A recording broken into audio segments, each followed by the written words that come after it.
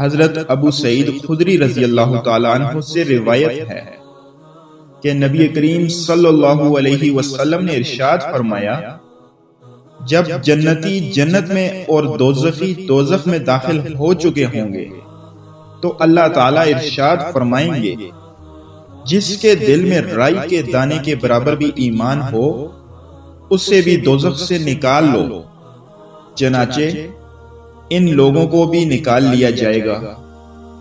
ان کی حالت یہ ہوگی کہ جل کر سیاہ فام ہو گئے ہوں گے۔ اس کے بعد ان کو نہر حیات میں ڈالا جائے گا تو وہ اس طرح فوری طور پر تر و تازہ ہو کر نکل آئیں گے جیسے دانہ سیلاب کے کوڑے میں پانی اور کھاد ملنے کی وجہ سے فوری اگ آتا ہے۔